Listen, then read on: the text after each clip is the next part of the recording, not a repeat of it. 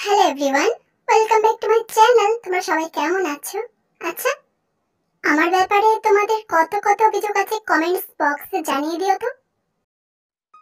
এক গ্রামের মনোরম পরিবেশের কাঁচা মাটির রাস্তা দিয়ে জাংকুকের গাড়ি ছুটে যাচ্ছে। তে বাইরে হাত বাড়িয়ে পাতা ছিঁড়ছে।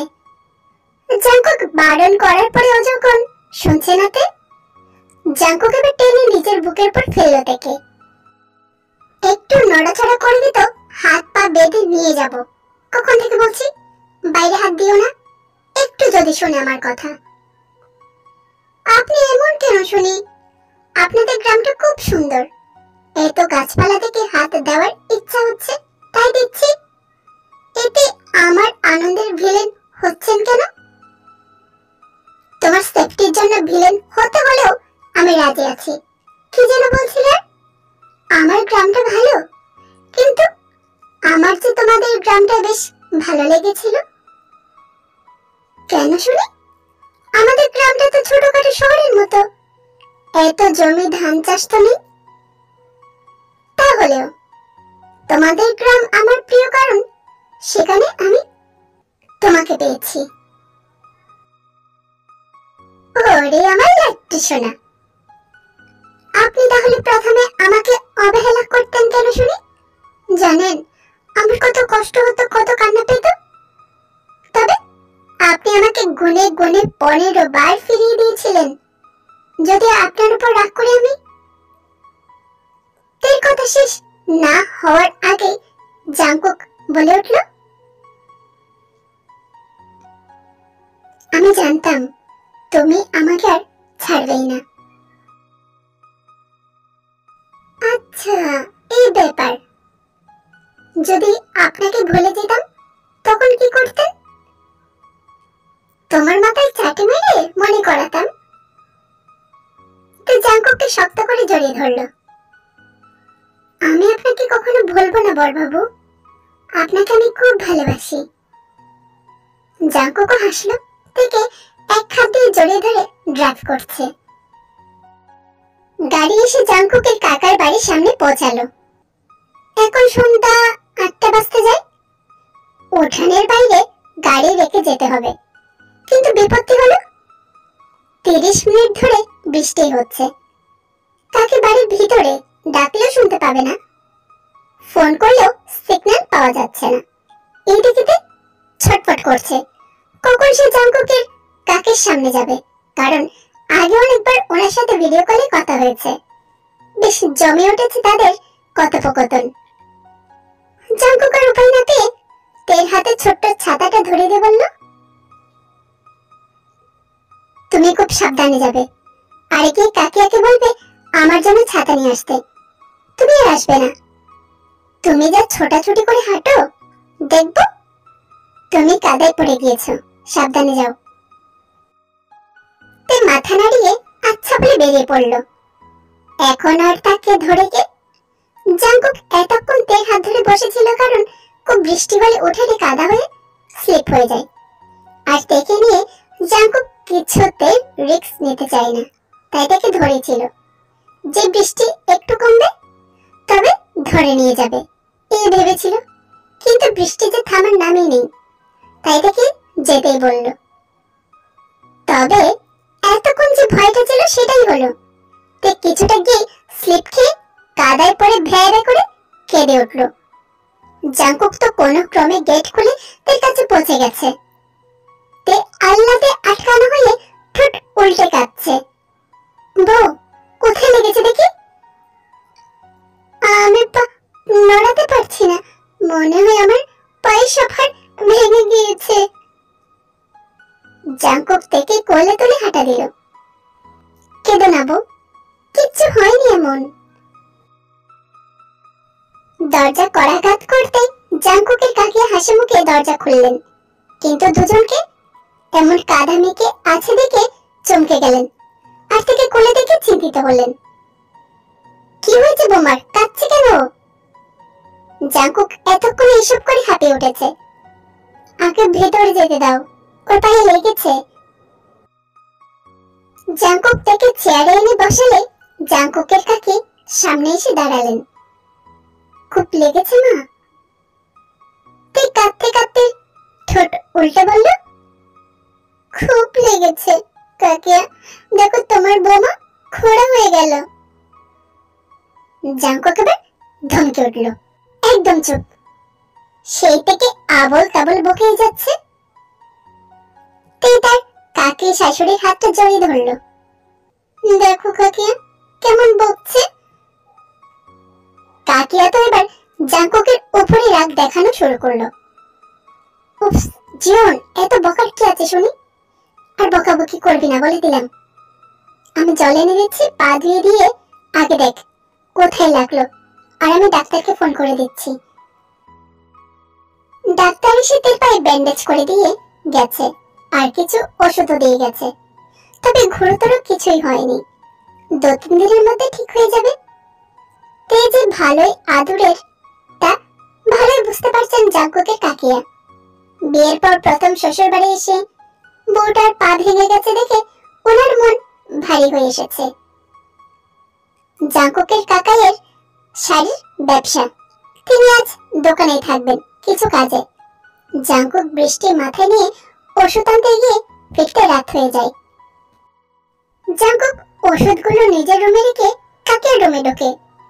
তে তার কাকিয়াকে জড়িয়ে ধরে ঘুম, আর কাকিয়া কত যত্ন করে থেকে বুকে জড়িয়ে ধরে চোখ বুজিয়ে আছেন। দেখে মনে হচ্ছে তারা কতদিনের চেনা। আসলে তে এমনই, সহজে আপন হয়ে ওঠে। জাঙ্কুক ধীর পায়ে খাটের কাছে দাঁড়ায়। কাকিয়ার চোখ বন্ধ থাকলেও পাশে কারো উপস্থিতি টের পেয়ে চোখ খুলে দেখেন জাঙ্কুক দাঁড়িয়ে আছে। তুই এসে গেছিস? দেখ না, বৌমাকে জোর করে একটু খাইয়ে দিতে ব্যথা নিয়ে ঘুমিয়ে পড়েছে। এখন আর ডাকা দরকার নেই বুঝলি, ও উঠলেই পরে ওষুধ দিয়ে দিবি। জাঙ্কুক হেসে চোখ মাথা নাড়ালো। আমি খাবার দিচ্ছি, খেয়ে তোর ঘরে গিয়ে শুয়ে পড়। বৌমা আমার কাছেই থাকুক। জাঙ্কুক ভেবা চাকা খেয়ে বলল, কেন কাকিয়া? আরে বৌমার পায়ে ব্যথা, আবার এতক্ষণ ধরে কান্নাকাটি করেছে, তাই ওকে আর ঘুম থেকে তুলে বিরক্ত করতে হবে না।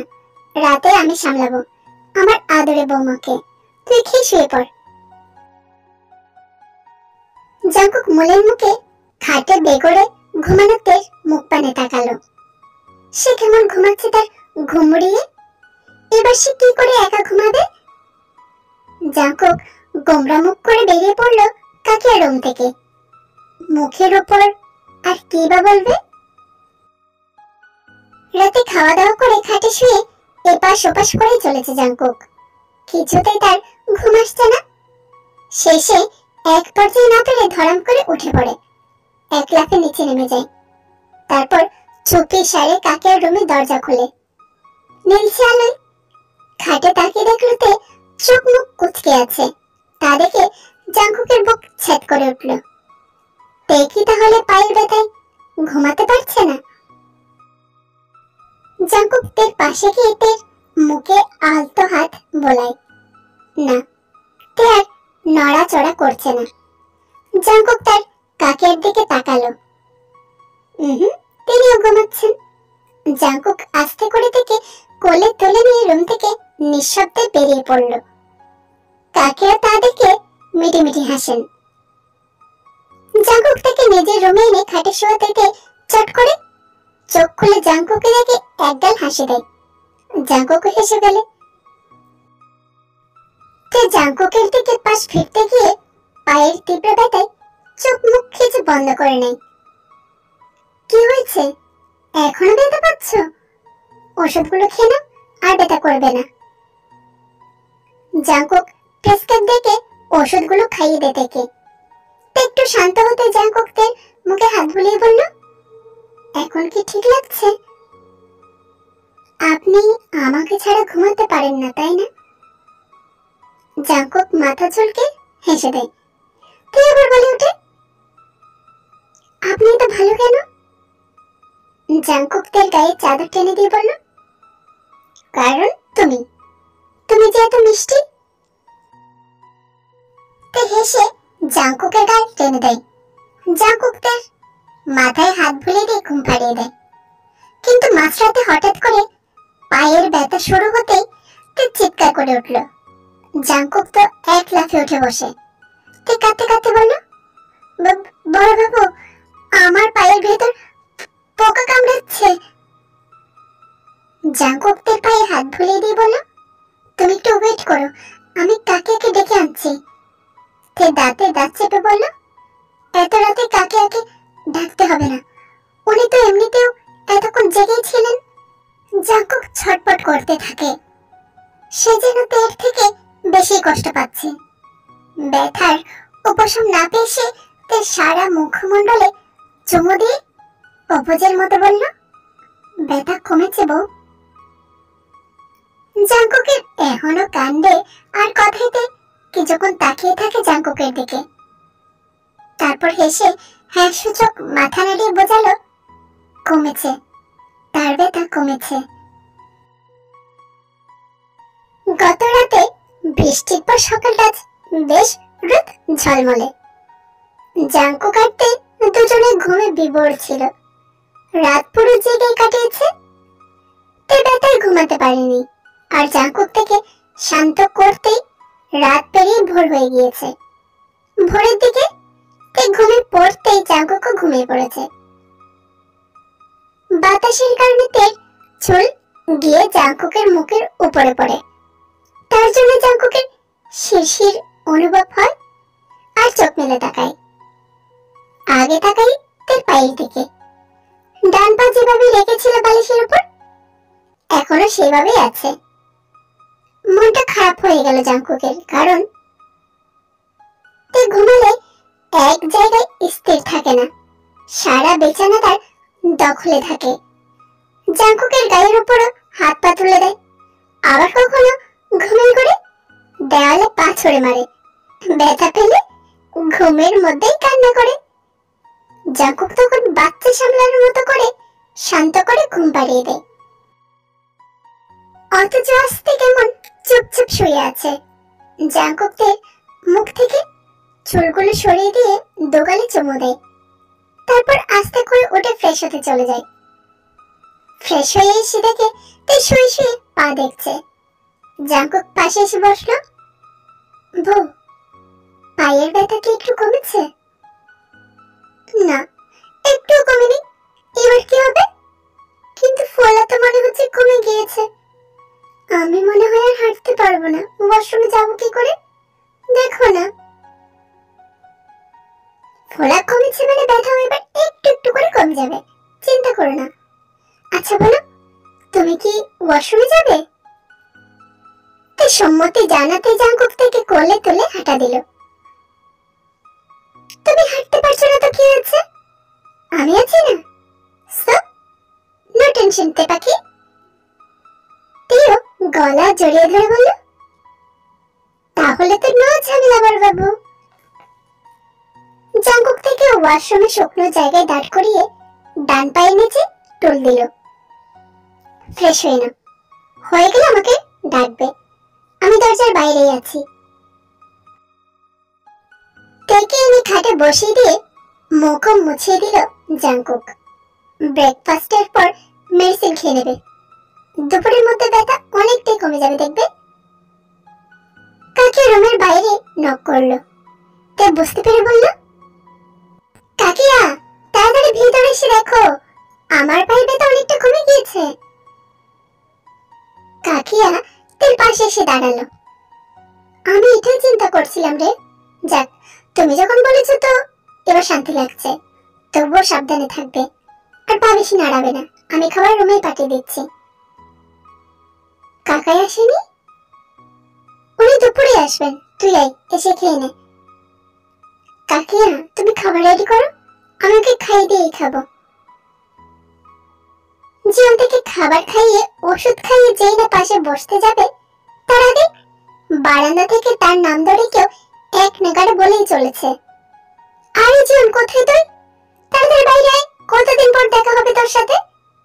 জাংকুক বুঝতে পারল তার ছোটবেলার বন্ধুরা এসেছে। খুশি হয়ে দেখে বলল, তুমি একটু ঘুমিয়ে পড়ো, আমি একটু ওদের সাথে দেখা করে আসি। ওরা আমার ছোটবেলার ফ্রেন্ড। আমাকে কাকিয়ার কাছে দিয়ে আসুন, না হয় আমার কাছে কাকিয়াকে পাঠিয়ে দিন। আমি একা একা কি করব? ওকে, তুমি বসো, আমি ডেকে আনছি। জাঙ্কুক বাইরে আসতে 4টে বন্ধ বিলে তার উপর ঝাঁপিয়ে পড়ে। জাঙ্কুক নিজেকে সামলে নিয়ে বলল, আরে আরে কি করছিস তোরা? এখন সে বাঁদর বাইরে রয়ে গেলি? তাদের মধ্যে একজন বলে উঠল, বাঁদর থেকে হনুমান বাহিনী, সবই হয়ে গিয়েছে, শুধু তোকে খুব মিস করছিলাম। আমিও তোদের খুব মিস করেছি রে। এই, তুই নাকি বিয়ে করেছিস? কোথায় বৌদি? দেখা করাবি না? ও পায়ে ব্যথা পেয়েছে রে, রেস্ট নিচ্ছে, পরে দেখা করবি। ওকে ওকে, কুল ডাউন। এখন তুই চল, আরো একজন যোগ হবে, জমি আড্ডা দেব। জাঙ্কুক কিছু বলতে যাবে তার আগে তার বন্ধুরা তাকে টেনে নিয়ে যেতে লাগলো। দুপুর গড়িয়ে বিকেল হয়ে গিয়েছে। জাঙ্কুকের কাকি তাকে স্নান করতে সাহায্য করেছে। দুপুরে জাঙ্কুকের কাকা ফিরে এসেছে। তারপর তারা 3 জন মিলে লাঞ্চ করেছে। তে জাঙ্কুকের অপেক্ষায় ছিল, একা খেতে চায়নি। তাছাড়া এখানে সে নতুন, এখন তার জাঙ্কুককে পাশে চাই। কিন্তু জাঙ্কুক যে ফোনও নিয়ে যায়নি। কিছু প্রতিবেশীরাও এসেছিল নতুন বউ দেখতে, তখনও তে জাঙ্কুককে খুঁজছিল। তে মিশুকে বলে সবার সাথে মানিয়ে নিতে পেরেছে, কিন্তু অচেনা জায়গা বলে চেনা মানুষটাকে খোঁজে চলেছিল বারংবার। তাই তো দুপুরে খেতে বসে কেঁদে দিয়েছিল। কাকিয়া তো এই দেখে চমকে যান, তবু বুঝিয়ে থেকে শান্ত করে। তার উপর জাঙ্কুক এখনো ফেরেনি। তার উপর তে এতটা অবুঝ, তিনি তো বুঝতেই পারেননি ছেলেটা কি শেষে অবুঝ মেয়েকে বিয়ে করলো। কিন্তু তের প্রতি ওনার খুব মায়া জন্মেছে। কিন্তু হঠাৎ হঠাৎ তের কেঁদে দেওয়ায় তিনি ভটকে যাচ্ছেন। ঠিক যেমন এখন রাত 10টা বাজতেই তের কান্নার বেগ পেয়েছে, জাঙ্কুকে সমানেই খুঁজে চলেছে। চিন্তা যে অহেতুক তা কিন্তু নয়। সকাল থেকে রাত হয়ে গেল, মানুষটার খবর নেই। চিন্তা করাটাও তো স্বাভাবিক, কিন্তু তা বলে ঘরের সমস্ত কিছু লন্ডভন্ড করে ভেঙে দেবে তা কি করে হয়? তে ব্যথা পানি ঘর তছনছ করেই চলেছে। কাকিয়া বুঝে যে পার পাচ্ছে না, তাই দরজার কাছে দাঁড়িয়ে আছেন। আসতে খেতে খেতে অবস্থা বেহাল করে দিয়েছে। জাঙ্কুক কেন তার কাছে আসছে না? কাকিয়া এবার বলে উঠলেন, বৌমা তুমি শান্ত হয়ে বসো, জিয়ন এক্ষুনি চলে আসবে। অনেকদিন পর বন্ধুদের সাথে দেখা হয়েছে তো, তাই হয়তো সবাই মিলে আড্ডা দিতে ব্যস্ত হয়ে পড়েছে। তে এবার চিল্লিয়ে উঠল, সারাদিন ধরে ব্যস্ত হয়ে গিয়েছে, বাড়িতে যে অসুস্থ আমি পড়ে আছি সেটা খেয়াল নেই ওনার।